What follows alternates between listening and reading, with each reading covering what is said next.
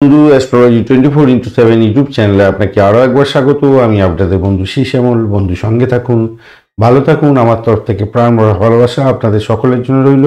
শুরু করব পুষ্যা নক্ষত্রের বার্ষিক নক্ষত্রবার 2024। আপনাদের 24 সাল কেমন যাবে সে সম্পর্কে সংক্ষিপ্ত একটা জিস্ট আপনাদের সামনে তুলে ধরার চেষ্টা করব।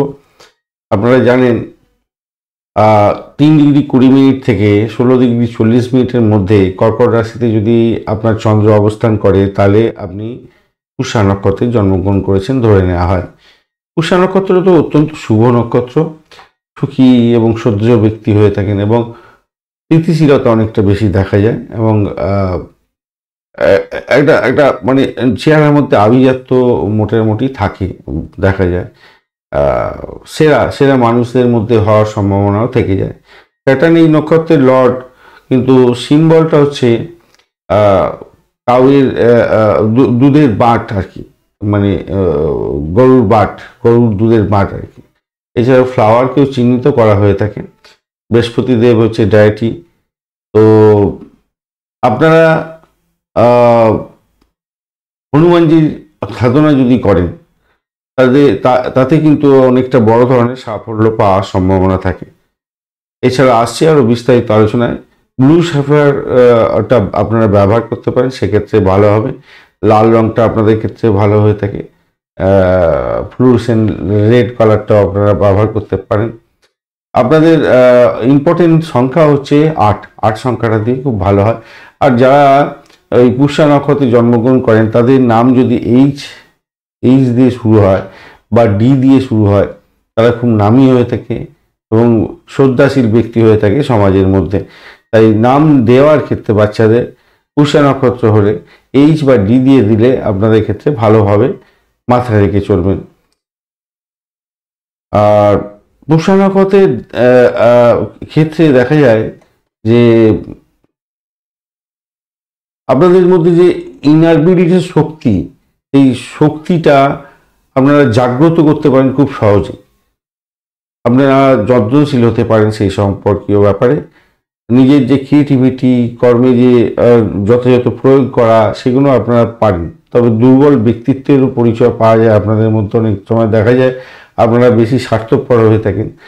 আর বন্ধু বান্ধব নির্বাচনের ক্ষেত্রে খুব সতর্ক থাকেন আপনারা, এটা দেখা যায়। তবে মানসিক শান্তি আপনাদের ক্ষেত্রে একটু বিঘ্নিত হয় বিভিন্ন কারণে। বেশি বয়সে গিয়ে দেখা যায় খুব মানসিক দ্বন্দ্বের মধ্যে দিয়ে কাটাতে হয়।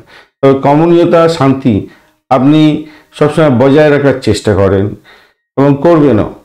এবং আপনাদের সবথেকে বড় উৎস হচ্ছে যে আপনারা যে কোনো কাজকে সঠিকভাবে তৈরি করতে পারেন, পালন করতে পারেন। এটা একটা বিশেষ বৈশিষ্ট্য আপনাদের ক্ষেত্রে দেখা যায়। তো চলুন এবছর নিয়ে আলোচনা করব। এই বছরের ক্ষেত্রে আপনাদের জানুয়ারি, মার্চ, মে, সেপ্টেম্বর এবং অক্টোবর মাসটা বিশেষভাবে শুভ ফল পাবেন। আর এপ্রিল, জুন, আগস্ট এবং নভেম্বর মাসটা ভালো এবং মন্দ মিশিয়ে ভালোর পরিমাণও বেশি থাকবে বলে আশা করছি। ফেব্রুয়ারি, জুলাই এবং ডিসেম্বর মাসটা একটু সতর্কতার সঙ্গে কাটাবার চেষ্টা করবেন। এই বছরেতে পুষ্যা নক্ষত্রের প্রথম পাদ বা চরণে যারা জন্মগ্রহণ করেছেন তাদের ক্ষেত্রে বলবো, আপনাদের সফলতা অর্জন করার জন্য ধৈর্য, আত্মনিয়ন্ত্রণ এবং রাগ এড়াতে হবে। ধৈর্য ধরতে হবে, আত্মনিয়ন্ত্রণ রাখতে হবে এবং রাগটাকে এড়াতে হবে।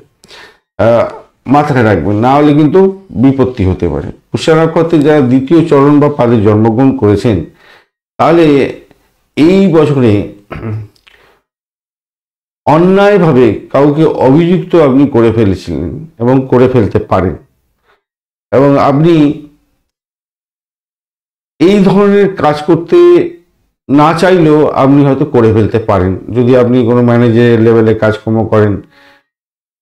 তো এই জায়গাটা একটু খেয়াল রাখবেন। আবার আপনাদের ক্ষেত্রে এই ধরনের বিভাগ পাওয়ার একটা সুযোগ হয়তো আসবে, কিন্তু অন্যায় কাজ করতে যাবেন না, কারোর ক্ষতি করে কিন্তু কিছু করতে যাবেন না।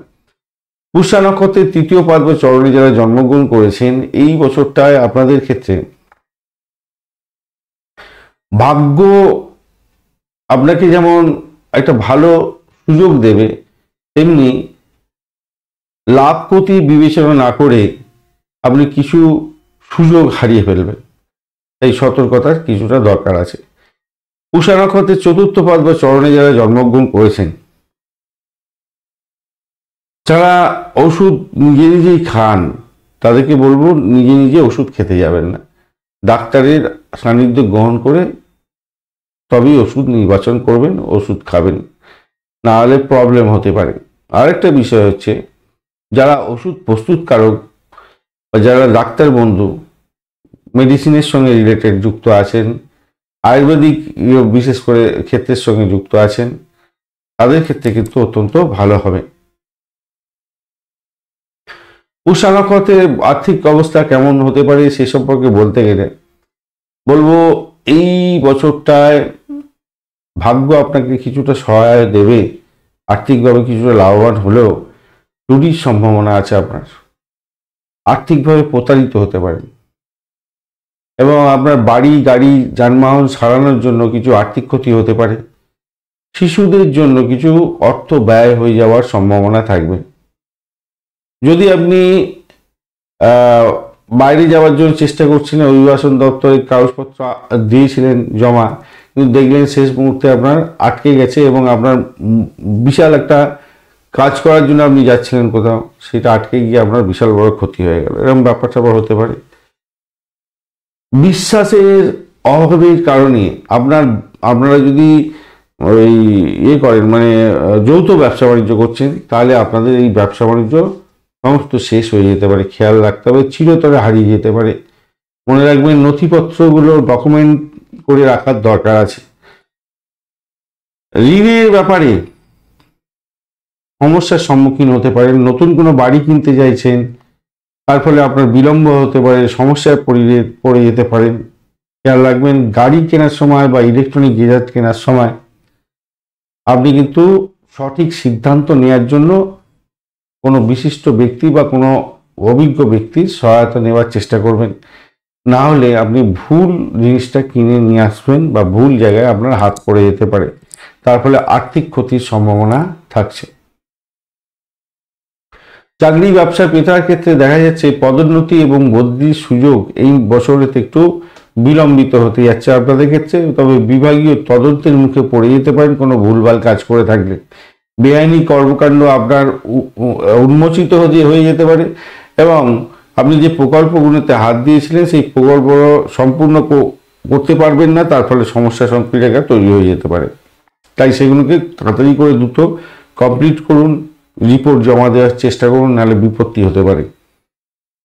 ভারী কাজের চাপ থাকবে, অবাঞ্ছিত ভয়, টেনশন, এই সমস্তগুলো এই বছরেতে আসছে, তার ফলে আপনার ভুলভাল বেশি হওয়ার সম্ভাবনা থাকছে। যারা নতুন চাকরি করছেন, চাকরি খুঁজছেন, তাদের ক্ষেত্রে বলবো এই বছরতে একটা খারাপ অভিজ্ঞতার হয়তো সম্মুখীন হতে পারেন। তাই মন খারাপ করবেন না, নিজেকে প্রস্তুত করুন, ভালো করে ঘষা মাজা করে তৈরি করার চেষ্টা করুন, মাথায় রেখে চলবেন।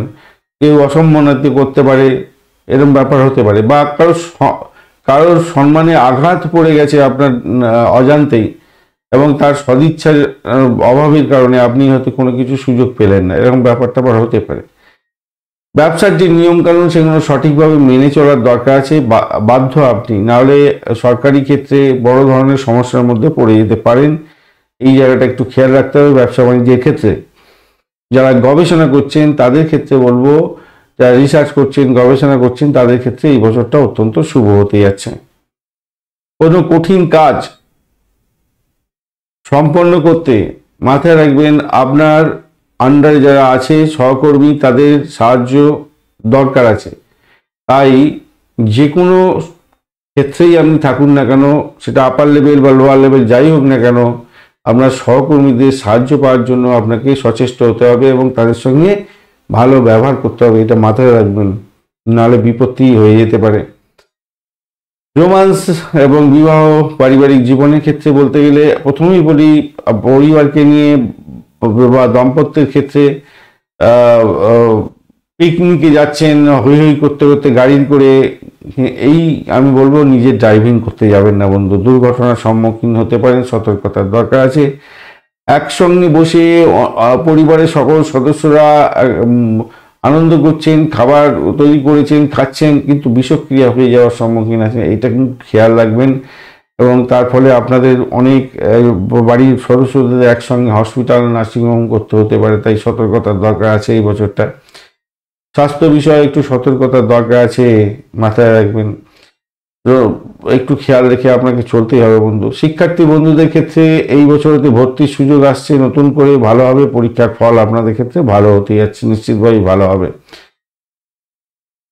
শরীর স্বাস্থ্যের ব্যাপারে একটু প্রবলেম আছে, খাবারের অভ্যাসটা একটু ঠিকঠাক করতে হবে ভাই, লাইফস্টাইলটাকে একটু ঠিকঠাক করার দরকার আছে। স্বাস্থ্যের মধ্যে ইতিবাচক পরিবর্তন আনার জন্য যোগা প্রাণায়ামটা আপনাদের করতেই হবে। যারা দীর্ঘদিনের অসুখে ভুগছেন তাদের ক্ষেত্রে একটু চাপ থাকছে জুন জুলাই মাসটা, আপনার কিছুটা দুর্বলতার সম্ভাবনা দেখা দিতে পারে। কাজে ব্যস্ততার মধ্যেই আপনার টেনশনটা বেড়ে যাবে এই বছরটা, একটুখানি খেয়াল রাখতে হবে আর কি। খাদ্য খাওয়ার ক্ষেত্রে এবং শরীরের যত্নের জন্য আপনাকে একটু যোগা প্রাণায়ামটা এই বছরে করতেই হবে। আর যে ব্যাপারটা বলতে ভুলে গেছি সেটা হচ্ছে আপনাদের প্রেম এবং রোমান্সের ক্ষেত্রটা কিন্তু খারাপ না, মোটের উপরে ঠিকঠাক থাকছে এই বছরটা। কিন্তু ওই যে অপরকে দোষারোপ দেওয়ার প্রবণতা আপনার বেড়ে যাবে। আর আপনি বন্ধু নির্বাচন তো করতে খুব খুব বেছে বুঝে হয়তো বন্ধু নির্বাচন করেন, তবুও সেখান থেকে বেরিয়ে আসার জন্য আপনি ছটফট করতে থাকবেন, তাই একটু সতর্ক থাকতে হবে। বৈবাহিক জীবনের ক্ষেত্রে আবারও বলছি, বৈবাহিক জীবনের ক্ষেত্রে একসঙ্গে বসে খাওয়া দাওয়ার করার ক্ষেত্রে একটু সতর্ক থাকতে হবে, খাদ্য খাওয়ার ক্ষেত্রে একসঙ্গে বসে একটু সতর্ক থাকতে হবে। আর বিষয় হচ্ছে যারা বিবাহ করতে চাইছেন এবছর ডিলে হবে একটু। আর বিবাহিত জীবনে যারা আছেন, প্রবেশ করে আছেন অলরেডি, পরিবারের মধ্যে আছেন, সন্তান চাইছিলেন, তাদের ক্ষেত্রে একটু ডিলে হতে পারে এই বছরটায়। মনে করছি আজকে এই বছরটা একটু সমস্যা আছে। তবে বছর পড়ার আগেই যারা কনসিভ করে নিয়েছেন তাদের তো ভালো, খুবই ভালো, সন্তান জন্ম হবে, খুবই ভালো, ব্রিলিয়েন্ট হতে যাচ্ছে, অত্যন্ত শুভ হবে। আর নতুন করে বিবাহ, যারা ডিভোর্সি যারা আছে তারা বিবাহ করতে চাইছেন তাদের ক্ষেত্রে একটু সমস্যা সংকুল জায়গা তৈরি হয়ে আছে, একটু ডিলে করে দিলে বোধহয় ভালো হবে আপনাদের ক্ষেত্রে।